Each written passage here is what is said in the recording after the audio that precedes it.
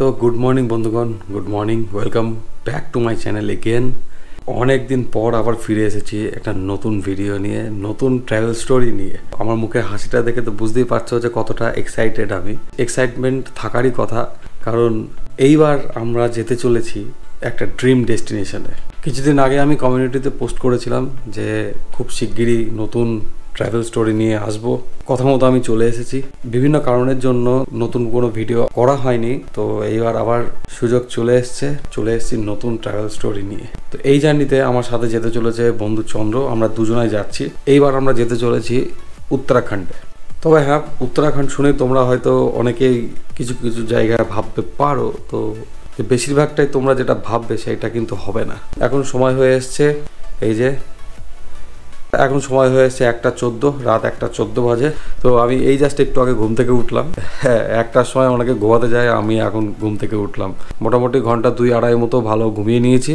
তো হ্যাঁ, এই ট্রিপে ভেবেছিলাম তো আমরা 4 জনাই আমাদের পুরনো গ্রুপটা যাব, কিন্তু সবারই সময় হলো না, সেহেতু 4 জনা আমরা সবাই যেতে পারলাম না। অনলি আমরা রয়ে গেলাম 2 জন, আমি আর বন্ধু চন্দ্র। তো ঘুম থেকে উঠে মোটামুটি ফ্রেশ হয়ে গেছি আমি। তো এইবার চটপট রেডি হয়ে নেব, যত তাড়াতাড়ি সম্ভব বেরিয়ে পড়বো রাস্তায়। এরপরে রেডি হয়ে আবার দেখা হচ্ছে। তো বন্ধু, ঘড়িতে এখন বাজছে দেখতে পাচ্ছ 3:05, আর আমি বাড়ি থেকে বেরিয়ে পড়লাম ফাইনালি। তো বেরিয়ে পড়েছিলাম একটু আগেই, তো একটা জিনিস ভুলে গেছিলাম, তো আবার রিটার্ন গেছি। তো এখন আমি যাচ্ছি সামনে চন্দ্রর বাড়ি, চন্দ্রকে পিক করব। চন্দ্র বাড়ির সামনে সৌরভও দাঁড়িয়ে আছে আমাদেরকে সিঅফ করার জন্য। চন্দ্র উঠবে একসাথে, তারপর বেরিয়ে যাব। তো এই যে সামনে আছে সৌরভ ভাই, এই যে সৌরভ ভাই সিঅফ করতে এসছে আমাদের, আর চন্দ্র চলে এসছে। এইবার ফাইনালি রওনা দিতে হবে আমাদের।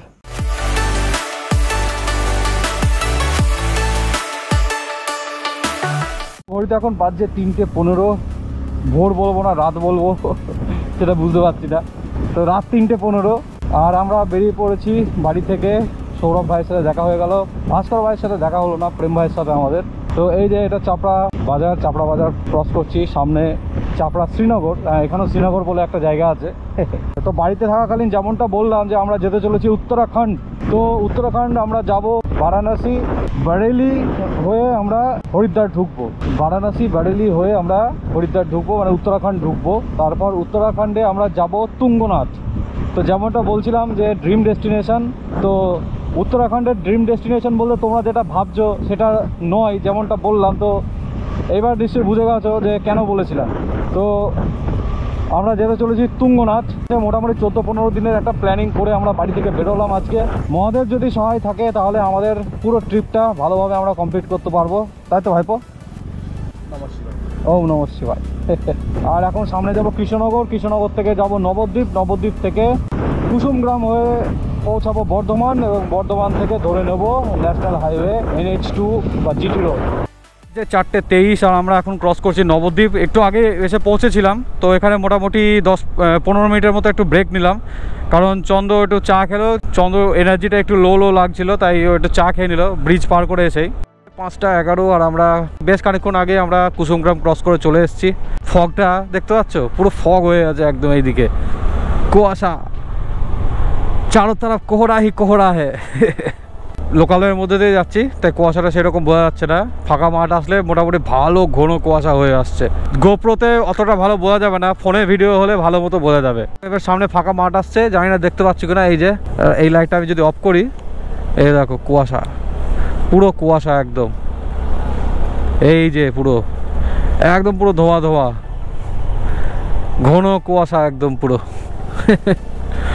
তো এটার জন্য আমাদের স্পিডটা একটু স্লো হয়ে গেল। কিছুটা আলো ফুটে এসেছে, তো আর একটু আলো ফুটলে তখন পুরোপুরি ভিজিবিলিটিটা ঠিকঠাক হবে। এখন আপাতত ভিজিবিলিটি সেই রকম ঠিক নেই, তো এখন পুরো কুয়াশা না মেঘ ধরতে পারবেন না। 6:22, আমরা মোটামুটি 6টা নাগাদ আমরা বর্ধমানে এই রোডে উঠে একটা চায়ের দোকানে দাঁড়িয়েছিলাম, একটু চাটা খেয়ে নিলাম আমরা, আর এইবার রওনা দিলাম। তো মোটামুটি প্রায় 20 মিনিটের একটা ব্রেক হলো। তো টাইমটা এতটা লাগতো না। তো কী হয়েছে, আমার এই লেফট সাইডের এই মিররটা লুজ হয়ে গেছিলো, তো এটাকে টাইট করতে গিয়ে পুরো এইগুলো সব খুলতে হলো। খুলে আবার টাইট করে আবার এইগুলো সব সেট করলাম, তো এতে একটু টাইমটা লেগে গেল। তো বন্ধু, সামনে এই প্যান্ডেলটা দেখো, প্যান্ডেলটা কত সুন্দর করেছে, দারুণ প্যান্ডেলটা লাগছে।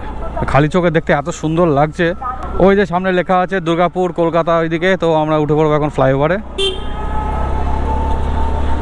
এই ফ্লাইওভারের রাস্তা ধরে নিলাম, সামনে কলকাতা দুর্গাপুর সব এইদিকে।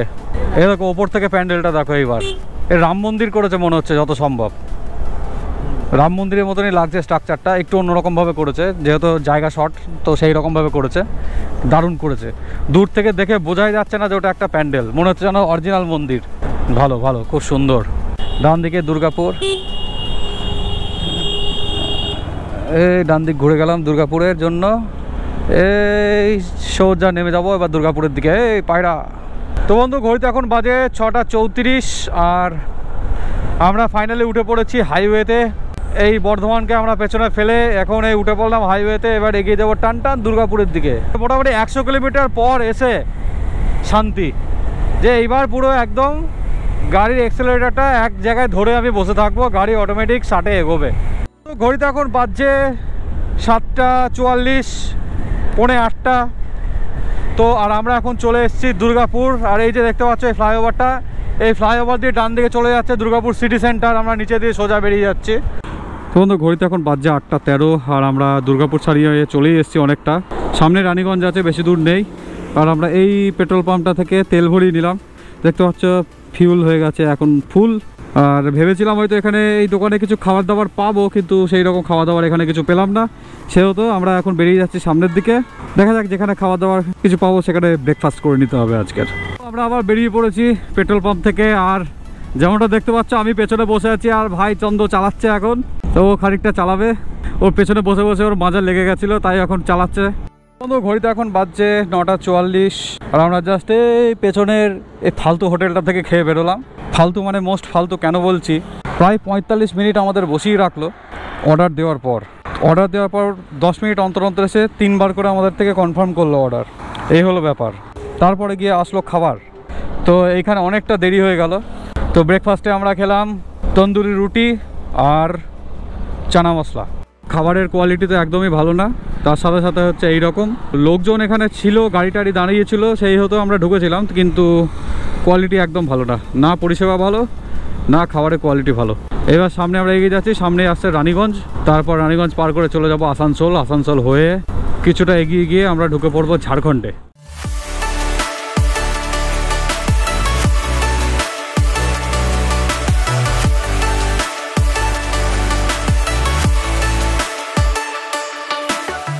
ঘড়িতে বাজছে সকাল 10:38 আর আমরা চলে এসেছি এই যে এই বরাকর নদীর উপরে ব্রিজে। আর ওই দূরে মাইথন ড্যাম দেখা যাচ্ছে। জানি না গোপ্রোতে কতটা ভালো আসবে, ওই দূরে মাইথন ড্যাম দেখা যাচ্ছে। ফার্স্ট যখন এসেছিলাম তখন অনেকটা ছোট ছিলাম, আর লাস্ট এসেছিলাম 2020-তে যখন আমরা প্রথম পুরুলিয়া রাইড করি আমরা, তখন এসেছিলাম মাইথন ব্যারেজে, মাইথন ড্যামে। আর এই যে এই ব্রিজটা নিচে বরাকর নদীর জল পুরো শুকিয়ে এসছে, অল্প অল্প জল আছে। আর এই যে ব্রিজ ক্রস করে আমরা এন্টার করে গেলাম ঝাড়খণ্ড স্টেটে, মানে আমরা আজকে বাংলাকে ছেড়ে ঢুকে পড়লাম ঝাড়খণ্ডে। আর ঝাড়খণ্ড ঢোকার আগে থেকেই পাহাড়ের দৃশ্য চোখে পড়া শুরু হয়ে গেছে। ঝাড়খণ্ড আসবো পাহাড় চোখে পড়বে না সেটা হতে পারে না। তো সুতরাং ঝাড়খণ্ড এসছে মানে পাহাড়ের দর্শন পুরো রাস্তা জুড়ে থাকবে। Enjoy enjoy enjoy.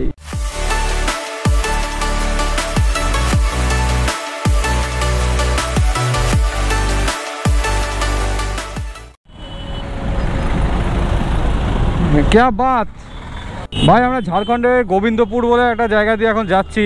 তো এই জায়গায় ট্রাফিকের হালটা তোমরা তো দেখতেই পেলে, মানে এটা ন্যাশনাল হাইওয়ের ওপরে ওয়ান ওয়ে রোড, তার উপরে যা তা চলছে, যে যেখান দিয়ে পাচ্ছে ঢুকে আসছে। ওই দেখো, এক তো একদিকের লেনটা পুরো জ্যাম, একটা লেন খোলা, তো সেই লেনের মধ্যে আবার দুই দিক থেকে গাড়ি চলছে। বাহ, ঘড়িতে বাজছে 11:30।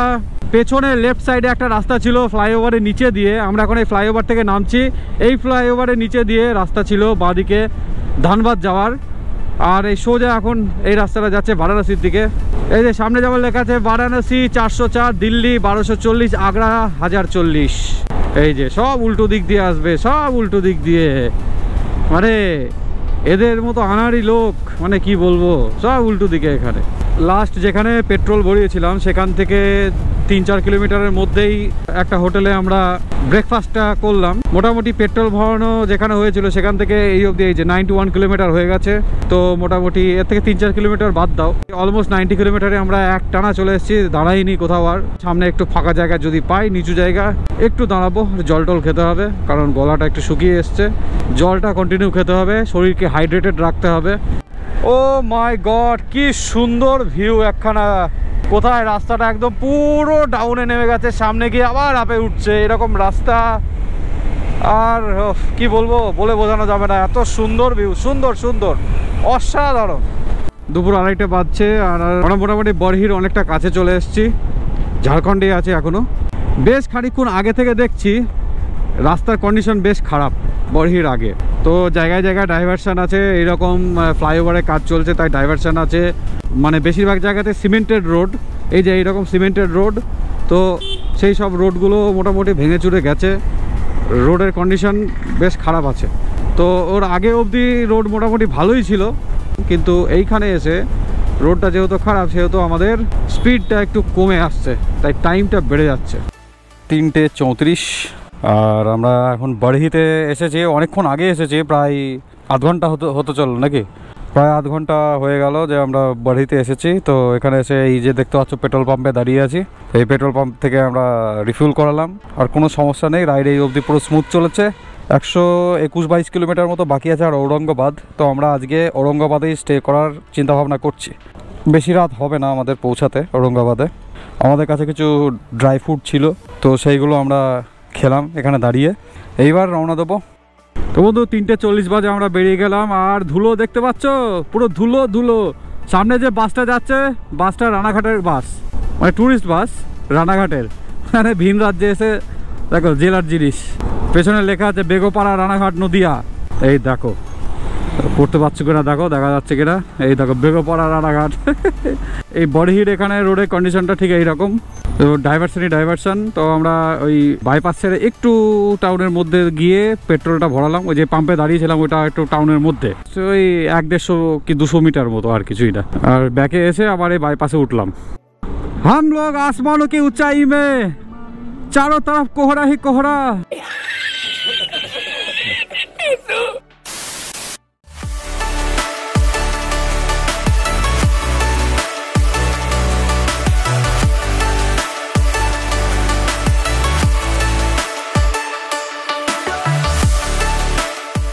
বন্ধু সময় হচ্ছে এখন 4:53 আর আমরা মাঝপথে একটা জায়গায় একটু দাঁড়ালাম। এই যে সুন্দর একটা সানসেট হচ্ছে, তো এই সানসেটটাকে এনজয় করার জন্য আর এই গোল্ডেন আওয়ারে কটা ফটো ক্লিক করার জন্য আমরা দাঁড়ালাম এখানে। 80 কিলোমিটারের আশেপাশে বাকি আছে ঔরঙ্গাবাদ, আর সানসেটটা দেখো দেখাচ্ছি।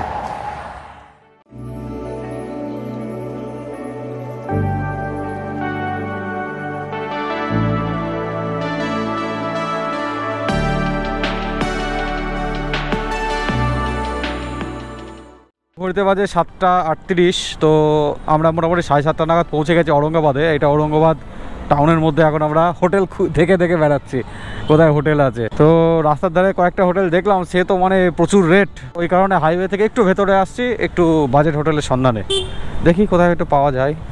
তো একটু ভেতরের দিকেই যেতে হচ্ছে বাজেট হোটেলের সন্ধানে। একটা ম্যাপে সেট করেছি, এবার দেখা যাক গিয়ে দেখি কত কি বলে।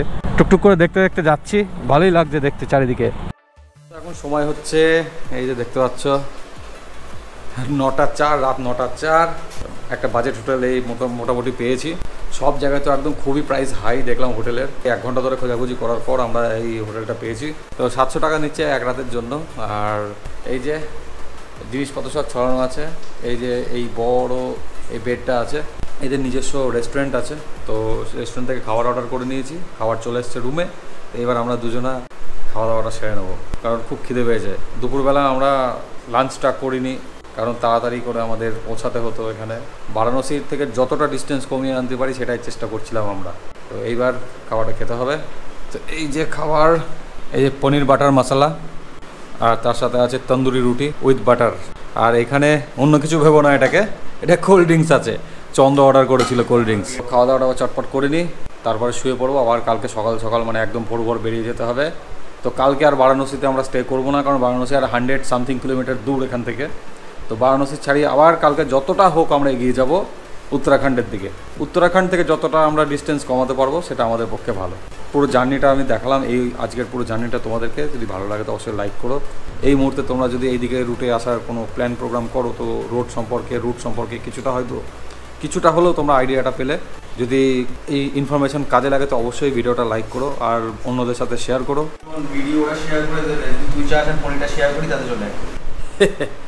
ঠিক আছে, তাড়াতাড়ি খেতে হবে, নাহলে চন্দ্র সব সাবার করে দেবে। আজকে হচ্ছে 15 তারিখ, 15ই অক্টোবর 2024। গতকাল অর্থাৎ 14 তারিখ আমরা আমাদের বাড়ি থেকে প্রায় 510 কি 512 কিলোমিটার ডিস্টেন্স কভার করে এসে পৌঁছেছি বিহারের ঔরঙ্গাবাদে। তো এখন সময় হচ্ছে 4:10, ভোর 4:10 বাজে। তো এবার ফটাফট রেডি হয়ে তারপর বেরিয়ে মোটর ব্লগিং সেটআপে দেখা হবে।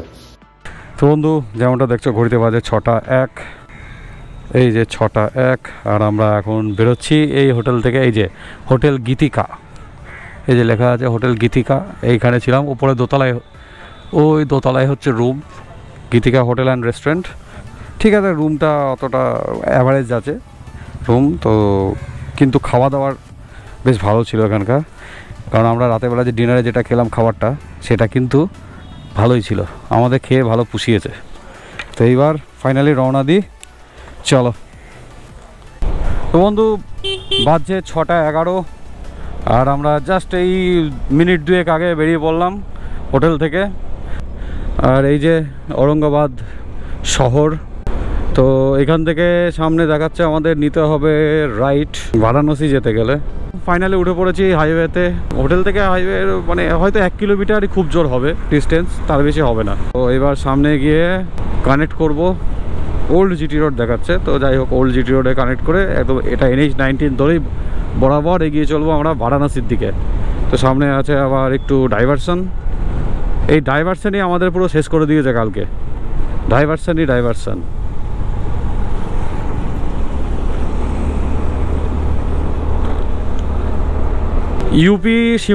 ইউপি বিহার সীমানা হচ্ছে 115 কিলোমিটার বাকি। আর তো দেখাচ্ছে 2 ঘন্টা 20 মিনিট লাগবে। এখন টাইম হচ্ছে 7:08।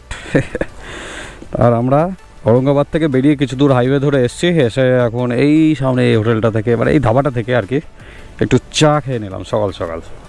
এখন আমরা যে ব্রিজটার উপর দিয়ে যাচ্ছি, এর নিচে যে নদীটা আছে এটা হলো সোন রিভার।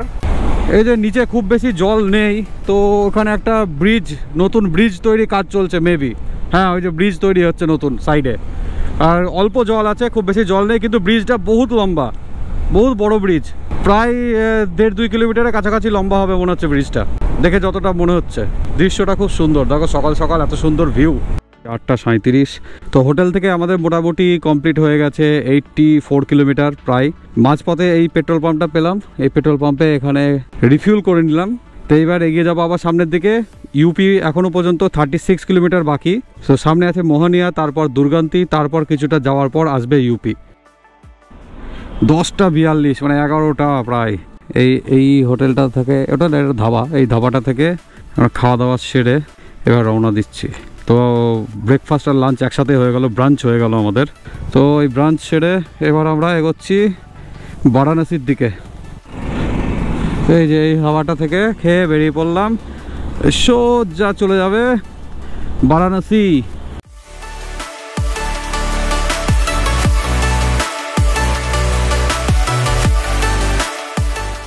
তো বন্ধু, এখন যে ব্রিজটার ওপর দিয়ে যাচ্ছি, এইটা নিচে বয়ে যাচ্ছে করমনাসা রিভার। তো এই ব্রিজ পার করে আমরা এন্টার করে গেলাম ইউপিতে, বিহার ছেড়ে ইউপিতে এন্টার করে গেলাম। 2 দিনে আমরা এটা আমাদের 3 নম্বর স্টেট আমরা এন্টার করলাম গতকাল আর আজ মিলে। বেঙ্গল, ঝাড়খণ্ড, বিহার, ইউপি, মানে 4টে হচ্ছে অ্যাকচুয়ালি। ইউপি হলো 4 নম্বর, বাংলা পার করে 3 নম্বর, আর বাংলা ধরে 4 নম্বর স্টেট। ঘড়িতে এখন বাজছে 12:30, আর আমরা এখন ক্রস করছি গঙ্গা নদী ব্রিজ। এই যে নিচে বয়ে চলেছে গঙ্গা নদী, মা গঙ্গা। আর আমাদের ডান দিকে হচ্ছে বারাণসীকে রাইট সাইডে রেখে আমরা এখন এগিয়ে চলেছি ব্রিজের ওপর দিয়ে। ব্রিজ পার করে আমরা চলে যাব রাইট সাইডে, বারাণসীকে বাইপাস করে আমরা বেরিয়ে চলে যাব জৌনপুরের দিকে। ডান দিকে পুরো বারাণসী শহরটার অনেকটা অংশ পুরো দেখা যাচ্ছে। দারুণ লাগছে দেখতে পুরো। চলে এসেছি এবার এই সেই জায়গায় যেখান থেকে NH-19কে বাই বাই বলে দিতে হবে আমাদের। ওই যে ওপরে যে ফ্লাইওভারটা আছে যেখান দিয়ে ওই যে গাড়িগুলো যাচ্ছে, আমরা এই লেফট সাইড দিয়ে ঘুরে ওইটা ধরবো, ধরে রাইট সাইডে চলে যাব। বারাণসীকে বাইপাস করে আমরা চলে যাব জনপুরের দিকে। এখানে একটা জিনিস কি, কোথাও সিগন্যাল নেই সেই রকম। এই লেফটে এবার উঠবো, ঘুরে উঠছি, কারণ পাহাড়ে ওঠার মতো ফিলিং হচ্ছে, পাহাড়ে ওঠার মতো ফিলিং না।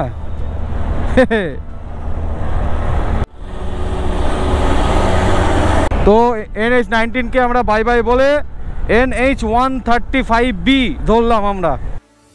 বন্ধু ঘড়িতে এখন বাজছে 4:10 আর আমরা জনপুর ছাড়িয়ে অনেকক্ষণ আগে চলে এসেছি। সুলতানপুর আর মোটামুটি 73-74 কিলোমিটার মতো বাকি। আর রাস্তার পাশে একটু দাঁড়িয়ে জল টল খেলাম। প্রায় 80 কিলোমিটার কন্টিনিউ চলে এসেছি আমরা নন স্টপ। তো তারপরে একটু ব্রেক খেলাম, জল টল খেলাম। পেছনে এই সূর্যটা এখন দেখতে পাচ্ছ বেশ ভালো তাপ দিচ্ছে। তো মোটামুটি উত্তরপ্রদেশে ঢোকার পর থেকে রোদের তাপ একটু বেড়ে গেছে। বিহারের রোডের কন্ডিশন একটু খারাপ ছিল ঠিকই, কিন্তু উত্তরপ্রদেশে ঢোকার পর থেকে রোডের কন্ডিশন একদম A1, মানে সেই উড়িষ্যা যেরকম সেই রকম উত্তরপ্রদেশে। এখানে রেয়ার কয়েকটা জায়গায় আমরা ডাইভারশন পেয়েছি এবং একটু আধটু খারাপ জায়গা পেয়েছি, কিন্তু 95% to 96% রোড মোটামুটি একদম একদম দেখো, তোমরাই দেখো, এই দেখো পেছনে কন্টিনিউ আমরা এরকম রোডে চালিয়ে আসছি। ন্যাশনাল হাইওয়ে একদম এইরকম 4 লেন রোড।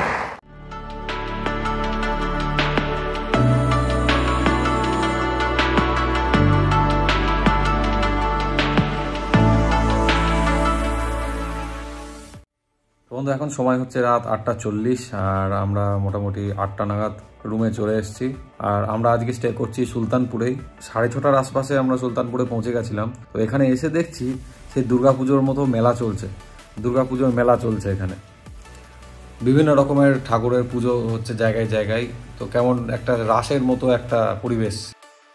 সিটির মধ্যে তো একটা হোটেল পেলাম না ঠিক মতো, আমরা বাধ্য হয়ে আবার হাইওয়েতে চলে আসি। তো হাইওয়ের ওপরে, সিটির বাইরে হাইওয়ের ওপরে এই হোটেলটা আমরা পাই। তো এটা রিজনেবল প্রাইসে আমরা পেয়েছি রুমটা এক রাতের জন্য। আমি অলরেডি ফ্রেশ হয়ে গেছি, তো চন্দ্র হয়ে গেলেই আমরা একটু বাইরে যাবো, গিয়ে খাওয়া দাওয়া করে এসে শুরু করবো।